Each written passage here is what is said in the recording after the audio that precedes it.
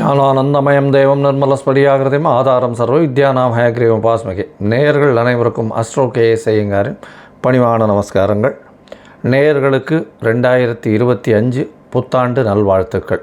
வருட பலன் 2025 1/1/2025 ஆங்கில புத்தாண்டு.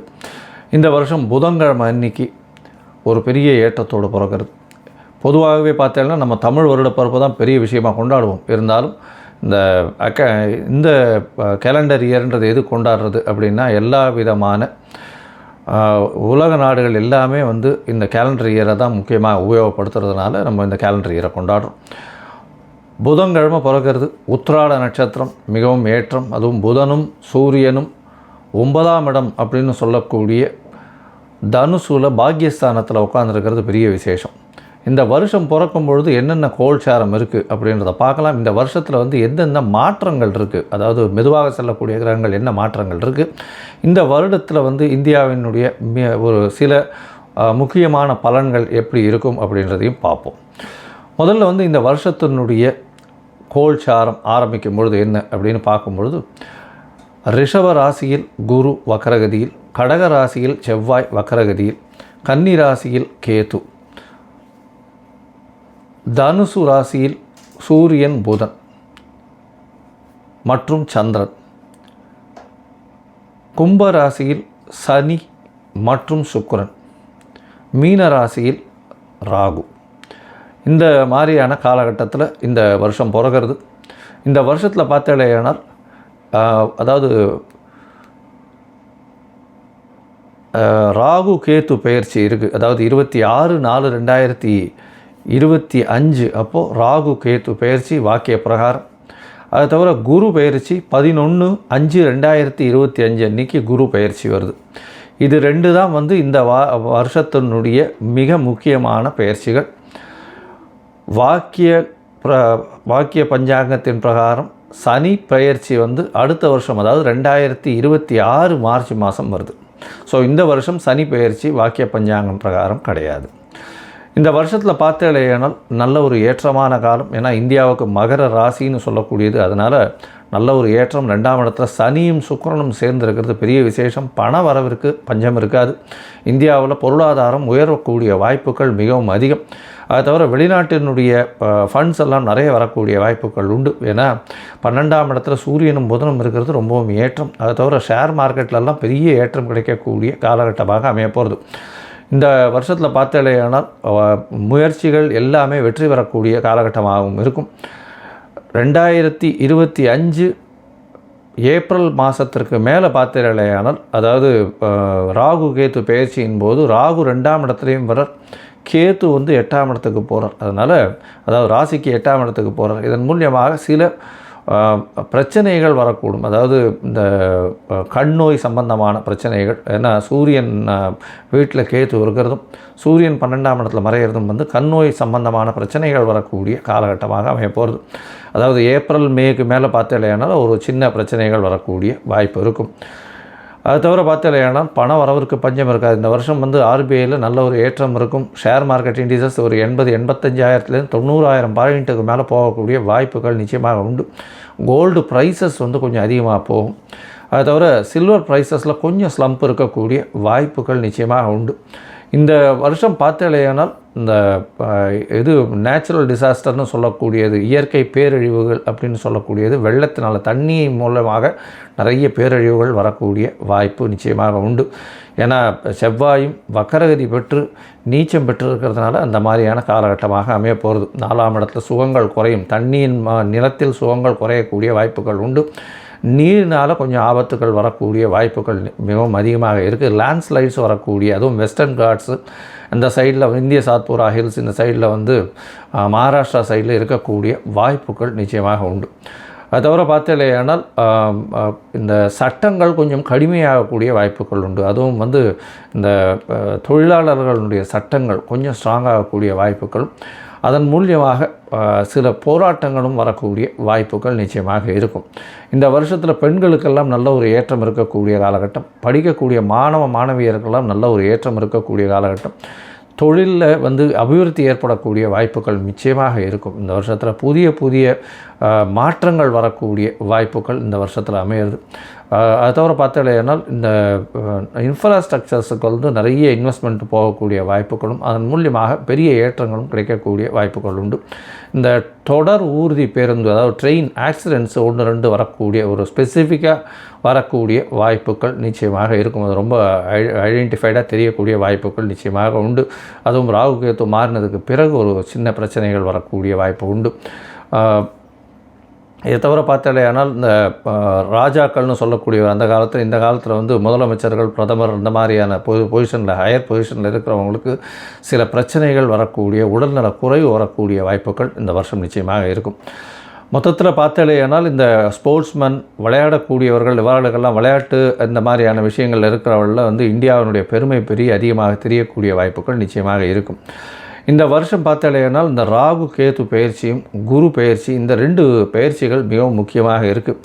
இந்த வருஷத்தில் வந்து இந்த ராகு கேது பயிற்சி, குரு பயிற்சி இந்த மேஷம் முதல் மீனம் வரை உண்டான ராசிக்காரர்களுக்கு என்ன பலன்களை கொடுக்கும் அப்படின்றத ஒன்று பார்க்கலாம். அதுக்கு முன்னாடி என்னுடைய மொபைல் நம்பர் கீழே ஸ்க்ராலிங்கில் வரும். உங்களுக்கு அஸ்ட்ராலாஜிக்கல் கன்சல்ட் தேவைப்படுமேயானால் நீங்கள் வந்து என்னை காண்டாக்ட் பண்ணுங்க. உங்களுடைய date, time, place of birth, அது தவிர உங்களுடைய பெயர், உங்களுடைய தாய் தகப்பனார் பெயரை நீங்கள் அனுப்புங்க.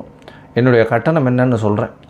கட்டணத்தை செலுத்திட்டு அதுக்கு உண்டான UTR நம்பர் ஷேர் பண்ணாலும் உங்களுடைய ஜாதகத்தை போட்டு சந்தி இருக்கா அப்படின்றத பார்த்து, அதாவது உங்களுடைய ராசி சந்தி, நட்சத்திர சந்தி, பாத சந்தி, அதை தவிர வந்து லக்ன சந்தி இருக்கா அப்படின்றத பார்த்துட்டு உங்களுக்கு உண்டான என்ன நட்சத்திரம்ன்றதை முதல்ல சொல்லி அதற்கு உண்டான தசாபுக்தி அந்தரம் சூக்ஷ்மம் என்ன நடக்கிறதுன்றதை பார்த்துட்டு இன்றைய கோச்சாரத்தில் எப்படி இருக்குன்றதையும் சொல்லிட்டு அந்த என்ன எளிய பரிகாரம் உங்களுடைய பிரச்சனைக்கு அப்படின்றதையும் சொல்கிறேன். பொதுவாகவே நான் பார்த்த ஜாதகத்தில் பார்த்தேன்னா ஒரு 50 விழுக்காடுக்கு மேலே வந்து அவளுடைய நட்சத்திரமே சரியாக தெரியாமல் இருக்கா. 3ஆம் பாதம் சித்ரா நட்சத்திரம்னுவா, 4ஆம் பாதத்தில் இருப்பாள், இல்லை 2ஆம் பாதத்தில் சித்ரா நட்சத்திரம் கன்னியா ராசின்னு சொல்லிட்டு இருப்பாள், அவளுக்கு வந்து துலா ராசியில் இருப்பாள். இந்த உடைந்த நட்சத்திரங்கள் இருக்கக்கூடிய ராசிகள் எல்லாமே வந்து அவள் வந்து முதல் ராசியா அடுத்த ராசியா அப்படின்றதே தெரியாமல் கொஞ்சம் கஷ்டத்தில் இருக்கா. மோஸ்ட் ஆஃப் த பீப்புள், அதாவது விசாக நட்சத்திரம்னு சொல்லுவாள், துலா ராசின்னு பண்ணிட்டு இருப்பா, பார்த்தா விருச்சிக ராசியாக இருக்கும். அந்த மாதிரியான விஷயங்கள் மூலியமாக உங்களுக்கு இப்போ நடக்கிறது நல்ல தசைன்னு நீங்கள் நினச்சிட்டு இருப்பீங்க. ஆனால் தசை வந்து உங்களுடைய லக்னத்துக்கு ஏற்ற தசையாக இருக்காது. அந்த மாதிரியான பிரச்சனைகள் மூலியமாக உங்களுக்கு என்ன நடக்கிறதுன்னு தெரியாத அளவுக்கு, எதை பிளான் பண்ணலான்னு தெரியாத அளவுக்கு இருப்பீங்க. ஸோ உங்களுடைய ஜாதகத்தை அனுப்புங்க, சந்தி இருக்கா என்ன எதுன்றதை பார்த்துட்டு அதற்கு ஏற்ற மாதிரி நான் பலன் சொல்கிறேன். இப்போது இந்த 2025 மேஷம் முதல் மீனம் வரை உண்டான பலன்கள் ஒன்றா பார்க்கலாம். விருச்சிகம், விசாகம், அனுஷம், கேட்டை இந்த 3 நட்சத்திரம் 9 பாதங்களை கொண்ட ராசி. ராசியின் அதிபதினு சொல்லக்கூடியவர் செவ்வாய். இந்த வருஷம் பிறக்கும்போது உங்களுடைய ராசிநாதன் 9ஆம் இடத்துல நீச்சப்பட்டு இருந்தாலும் வக்கரகதியில் இருக்கிறது பெரிய விசேஷம். இதன் மூலியமாக பார்த்தாலேயானால் விருச்சிக ராசிக்காரர்களுக்கு நல்ல ஒரு ஏற்றம். ஏன்னா 9ஆம் இடத்தில் நீச்சப்பட்டு வக்கரகதியில் இருக்கிறது வந்து உச்சமடைந்ததுக்கு சமம். இதன் மூலியமாக பார்த்தோம்னா தந்தையின் மூலியமாக நல்ல ஒரு ஏற்றம் கிடைக்கும். தந்தையினுடைய சொத்துக்கள் வரக்கூடிய வாய்ப்பு உண்டு. வெளிநாடு போய் படிக்கக்கூடிய பாக்கியம் நிச்சயமாக கிடைக்கக்கூடிய காலகட்டமாக அமைய போகிறது. சரி, இந்த வருஷத்தை வந்து 2ஆக பிரிச்சுக்கலாம். மார்ச், அதாவது மே 11ஆம் தேதி வரலும் ஒரு கட்டமாகவும், மே 11லேருந்து டிசம்பர் 31 வரலும் ஒரு கட்டமாகவும் பிரிச்சுப்போம். முதல் கட்டத்தில் பார்த்தீங்கன்னா உங்களுடைய ராசிக்கு 5ஆம் இடத்துல இருக்கக்கூடிய ராகுவினால் சில பிரச்சனைகள் வரும். ஏன்னா பிப்ரவரியிலிருந்து மே மாதம் வரலும் உண்டான காலகட்டத்தில் சில பிரச்சனைகள் வரக்கூடிய வாய்ப்பு உண்டு. குழந்தைகள் மூலியமாக சில தொல்லைகள் வரக்கூடிய வாய்ப்புகள் நிச்சயமாக இருக்கும். உங்களுடைய ராசிக்கு 4ஆம் இடத்துல சனி பகவான், சனி உங்களுடைய ராசிக்கு 4ஆம் இடத்துல இருக்கிறதுனால அர்த்தாஷ்டம சனின்னு சொல்லக்கூடியது இந்த வருஷம் மொத்தமே இருக்கார். அதனால் வந்து உடல்நிலையில் சற்று ஜாகிரதையாக இருக்கணும். அதை தவிர வந்து அலைச்சல் கொஞ்சம் அதிகமாகவே இருக்கக்கூடிய காலகட்டமாக அமைய போகிறது. இந்த வருஷத்தில் பார்த்தீங்கன்னா உங்களுடைய ராசிக்கு 5ஆம் இடத்துல இருக்கக்கூடிய ராகு உங்களுடைய ராசிக்கு பார்த்தீங்கன்னா 11ஆம் இடத்துல இருக்கக்கூடிய கேத்துவின் மூலியமாக கேத்து நல்ல ஒரு ஏற்றத்தை கொடுக்கக்கூடிய காலகட்டமாக இருக்கும் 5ஆம் மாதம் வரலும்.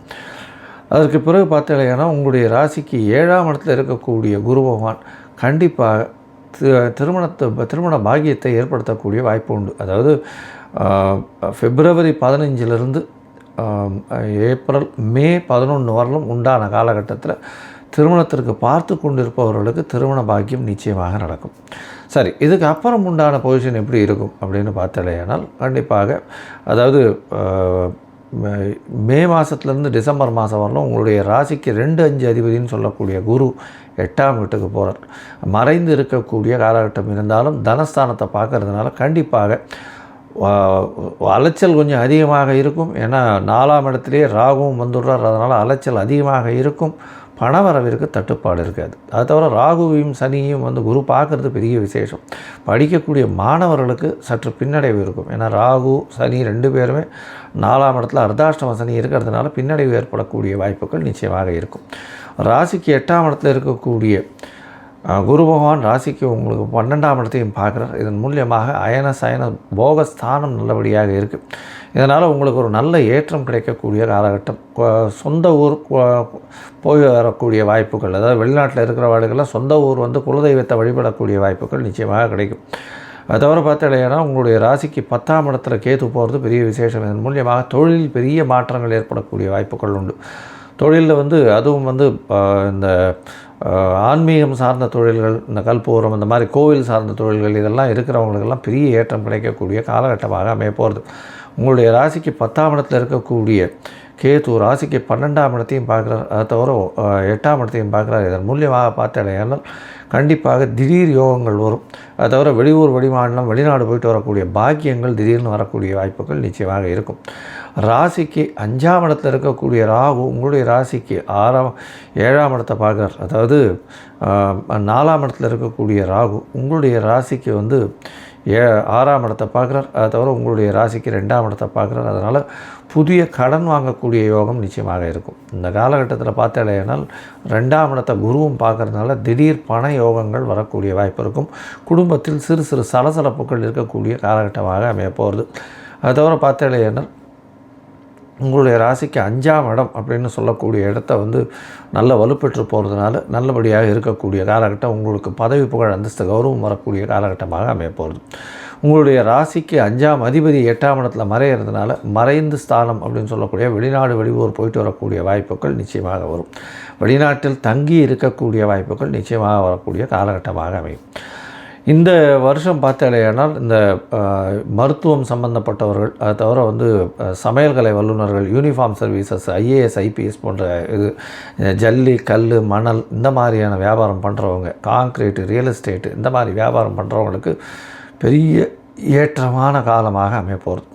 இந்த வருஷம் நீங்கள் ராகுவுக்கு உண்டான பிரீத்தி பண்ணுவோம். ராகுவுக்கு உண்டான எளிய காயத்ரி மந்திரத்தை சொல்லுவோம். அது தவிர ராகுவுக்கு உண்டான பிரீத்தி அப்படின்னு சொல்லக்கூடியது ராகு காலத்தில் வெள்ளிக்கிழமையோ இல்லைன்னா செவ்வாய்க்கிழமை அன்றைக்கி அவசியமாக கோவிலில் போயிட்டு ராகுகால பூஜை ராகுகால நேரத்தில் எலுமிச்சம்பழம் வழக்கு ஒன்று போட்டு வாங்க. நல்ல ஒரு ஏற்றம் கிடைக்கும். இந்த வருஷம் நீங்கள் அருகில் இருக்கக்கூடிய பிரத்யங்கரா தேவியை போய் வணங்கிட்டு வாங்க. அதுக்கு குங்கும அர்ச்சனை பண்ணிவிட்டு வாங்க. உங்களுடைய வாழ்நாளில் ஒரு பெரிய மாற்றத்தையும் ஏற்றத்தையும் கிடைக்கக்கூடிய காலகட்டமாக அமையும்.